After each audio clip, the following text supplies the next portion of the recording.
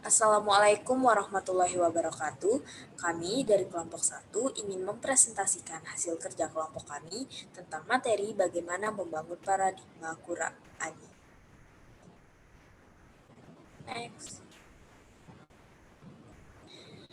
Jadi ada 4 hal yang akan kami jelaskan. Yang pertama, konsep dan karakteristik paradigma Qur'ani kehidupan modern yang akan dijelaskan oleh saya sendiri, dan yang kedua ada sumber historis, filosofi, psikologis, sosiologis, dan pedagogis paradigma Qur'ani oleh Amalia Yasinta Putri, dan yang ketiga ada argumen esensi urgensi paradigma Qur'ani oleh Azrina Oktavianti, dan yang keempat atau yang terakhir ada kontribusi paradigma Qur'ani dalam menghadap kehidupan modern yang akan dijelaskan oleh RM Khairul Umam Gibran.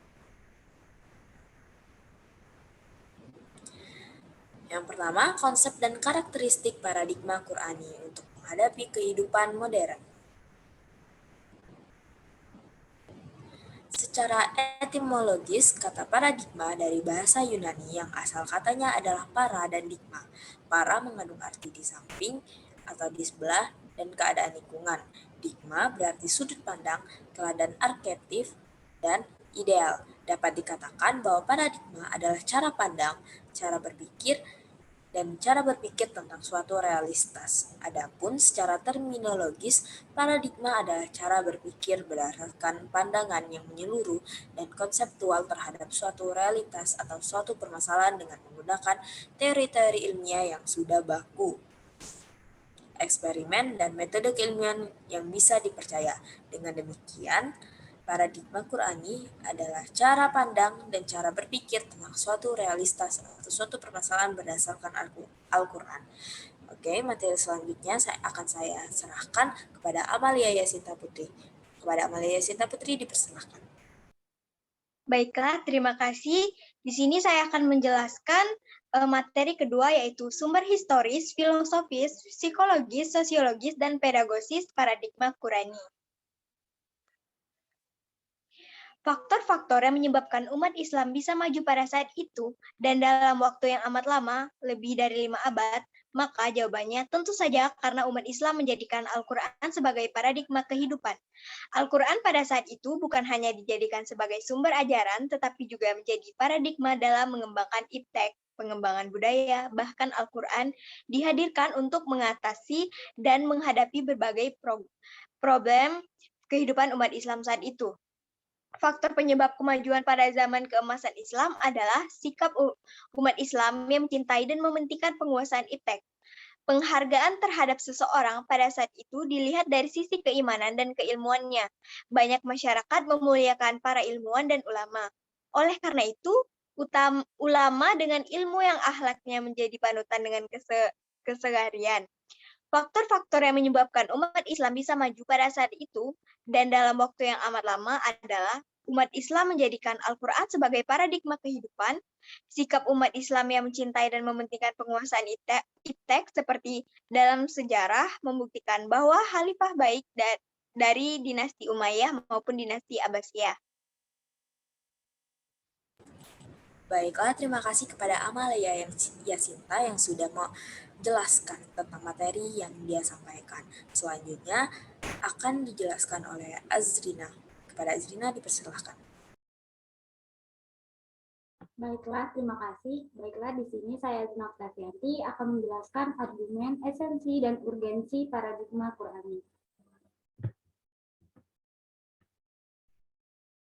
Pada bagian poin C, yakni saya membagi atas dua, yakni diantaranya argumen serta esensi dan urgensi.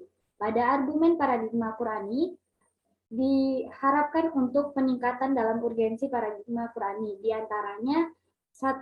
Meluruskan akidah manusia. 2. Memeguhkan kemuliaan manusia dan hak manusia. 3. Mengarahkan manusia agar beribadah secara baik dan benar. 4. Mengajak manusia menyucikan rohani. 5. Membangun rumah tangga yang sakinah. 6. Membangun umat menjadi saksi atas kemanusiaan. 7. Mengajak agar saling tolong-menolong.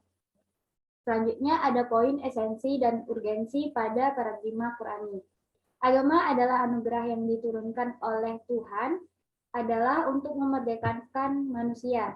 Ajaran agama adalah pedoman yang ingin menghantarkan manusia menjadi manusia merdeka. Dalam tolak ukur pembangunan yang berhasil, ada beberapa poin, yakni diantaranya tingkat produksi dan pendapatan lebih tinggi, kemudian kemajuan dalam pemerintah sendiri yang demokratis, mantap, dan sekaligus tanggap terhadap kebutuhan dan kehendak-kehendak rakyat. Selanjutnya, akan berdampak pada pertumbuhan hubungan sosial yang demokratis, termasuk kebebasan yang luas, kesepakatan untuk pengembangan diri, dan penghormatan kepada pribadi individu, serta tidak mudah terkena komunisme atau totalitarisme lainnya karena hal-hal tersebut. Baiklah, saya kembalikan kepada moderator. Oke, terima kasih kepada Azrina, dan materi selanjutnya yang terakhir akan dijelaskan oleh RM Khairul Uman Gibran. Kepada Gibran dipersilakan. Baik, terima kasih kepada Dila. Selanjutnya di sini saya akan menjelaskan kontribusi paradigma Qurani dalam menghadapi kehidupan modern.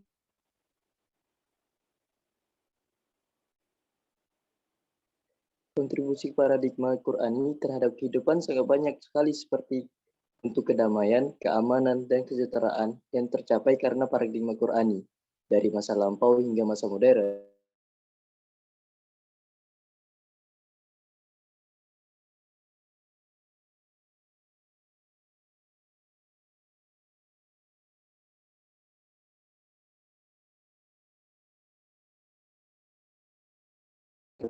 Karena seperti yang sudah kita ketahui bahwa Al-Quran bagi umat Islam merupakan pedoman dan sumber utama dalam semua bidang kehidupan. Contoh kontribusi paradigma Qurani adalah permasalahan pemilihan di Jakarta. Permasalahan ini akan selesai apabila kita menggunakan paradigma Qurani. Maka jelas dalam surah Al-Maidah ayat 51 dan beberapa ayat lainnya, kita dilarang memilih pemimpin non-muslim. Baik, itu saja, dan saya akan kembali kepada moderator. Terima kasih atas penjelasan Gibran. Baiklah, hanya sampai situ yang bisa kami jelaskan. Jika ada salah kata dan kesalahan informasi, kami mohon maaf. Saya akhiri. Wassalamualaikum warahmatullahi wabarakatuh.